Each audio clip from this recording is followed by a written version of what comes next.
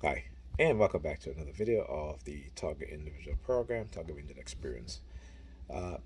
Like I said, for the past couple of days, they've been laying in wait, laying in wait to uh, develop a new plan to target me in another way or a repeated way.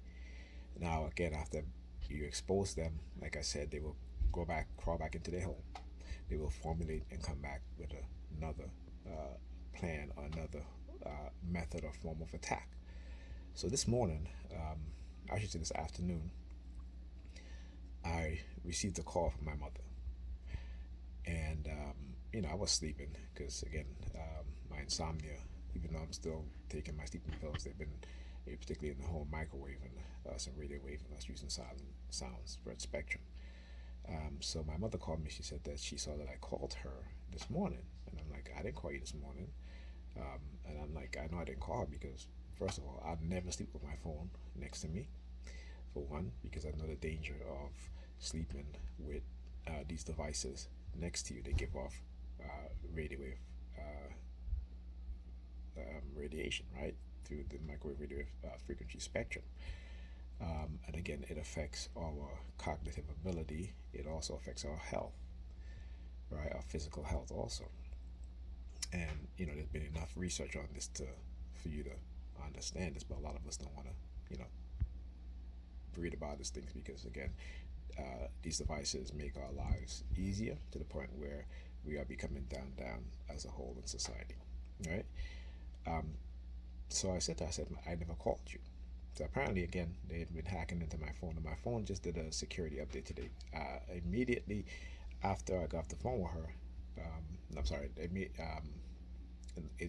did a security update, and I called her, and it's interesting because when I noticed that my phone was doing this, it tells you that doing a security update, they started with the noise campaign, right? Immediately as I picked up my phone and saw that they started with noise campaign until I did the security update, and then they stopped.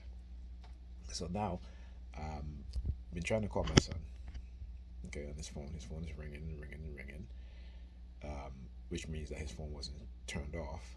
So I text him. So I just called his mother and asked him if she heard from him. She said, "Yeah, the school took his phone." Now I've been to the school many times, and I've asked them repeatedly that, and their policy is that when they take a child's phone, that their policy is to return it to them. Okay, and they've done this before. You can go back to my videos and you'll see. Is to return their phone because he could be on his way home. Something can happen. He has no way of getting in touch with his parents, and we have no way of getting in touch with him. And they know this. This is mega efforts. Okay, school. And for like I say, for black people, or actually I'm actually say black but Negropean people who are highly religious, who are working in these education institution, right? They disregard their own children as well as our children, okay? Because they're so busy with this European concept of religion, they've been totally indoctrinated with that. They are not that. When we send our kids into these schools, particularly our black children, these adults, majority of whom are black females, or European females, I should say, they have detached themselves from not just our kids, but from their blackness as well, and looking at our kids as black kids and know what these kids, the I should say the situation, the struggles that we as black people go through in this country. Okay, but everything is okay because God is with them, and God is so good. All right, as you take away a child's phone, your policy is to return the phone to a child after school dismissal, and yet they hold on to his phone. And on top of that, they turned on his phone. His phone was turned on. When I called, his phone was ringing. It didn't turn off because during school, they usually turn their phone off. And if they take his phone, they should have asked him to turn it off. So these educators are not educators; they're indoctrinators. That's what they are. They have no common sense as adults. They have no common sense. These are the people that are educating our kids. Particularly, these are the Negropean people that are educating our kids. Absolutely no common sense. And I'm tired of telling them, I said, you know what? You go to these white schools, these white teachers, they care about these white kids. They care about them enough that, and the parents enough that they're willing to omit the enslavement of black people from their history so that their children don't feel negative, right? I keep up the shaking my head. Okay, so I finally, I guess he called his mother and to let her know what's going on. All right. So again, because again they want to bring me out the house so they can engage in their targeting.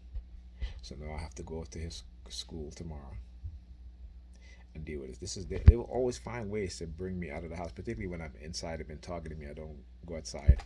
You know, they will do this again. This is over and over again. This is a repeated pattern. And this is why I do what I do. This is why I record these videos so you guys can see the repeated pattern. Like I said, some of the patterns don't happen frequently, okay, but it is a pattern because they keep doing the same thing. And I've been up there, like I said, many times, and they've told me that it is their policy to return the child's phone because the child has to go into the office where they keep the phone and get the phone. And I know that when he went there, he probably couldn't find whoever took his phone, whichever adult in that school took his phone, didn't bring it to the office because it's happened before. It has happened before, right? So I'm gonna head out tomorrow. Of course, I'm going to be recording, and again, of course, I'm going to show you guys exactly what it is that they're doing. One, most likely, you'll see a heavy police presence, and I'm saying this right now so that when it happens, you'll see that. If it doesn't happen, that means that they're in hiding, because they know I'm exposing what it is that they do. So they will always try to not let you show a pattern of harassment, of psychological threats by the New York Predator Department and its predator officers. Okay, and again, I don't paint an entire department with a broad brush, but the vast majority of police officers, they are predators. Make no mistakes about it. Even the ones in black skin, the white supremacists, right? The ones in black skin, with a racist white mindset. Okay, and yeah, I'll talk to you guys in the next video.